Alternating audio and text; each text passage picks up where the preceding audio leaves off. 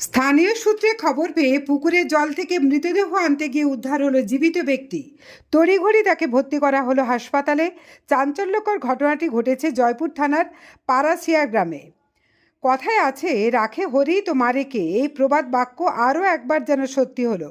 শনিবার সন্ধ্যায় জয়পুর থানা পুলিশের কাছে খবর আসে, হেতিয়া গ্রাম পঞ্চায়েতের পারাসিয়া গ্রাম সংলগ্ন একটি পুকুরে এক অজ্ঞাত পরিচয় ব্যক্তির মৃতদেহ জলে ভাসছে। খবর পেয়ে ঘটনাস্থলে স্বর্গরথ নিয়ে পৌঁছায় জয়পুর থানার পুলিশ। দেহ উদ্ধার করার জন্য জলে নামে পুলিশ। গায়ে হাত দিতেই নড়ে চড়ে বসে ওই ব্যক্তি। এরপর ওই ঘটনায় রীতিমতো চমকে যায় পুলিশ কর্মীরাও। দেখা যায় উলঙ্গ অবস্থায় পুকুরের পাড়ে জলের উপরে ভাসছে এক অজ্ঞাত পরিচয় ব্যক্তি। গভীর ক্ষত রয়েছে এক পায়ের হাঁটুতে। তড়িঘড়ি জয়পুর থানার পুলিশ কর্মীরা তাকে উদ্ধার করে প্রথমে নিয়ে যায় জয়পুর ব্লক প্রাথমিক স্বাস্থ্যকেন্দ্রে। সেখানে তার অবস্থার অবনতি হলে রেফার করা হয় বিষ্ণুপুর সুপার স্পেশালিটি হাসপাতালে। জয়পুর থানার পুলিশ কর্মীরা দায়িত্বের সাথে বিষ্ণুপুর সুপার স্পেশালিটি হাসপাতালে ভর্তি করে ওই অসুস্থ ব্যক্তিকে। এখনও পর্যন্ত এই ব্যক্তির নাম ও পরিচয় জানা যায়নি।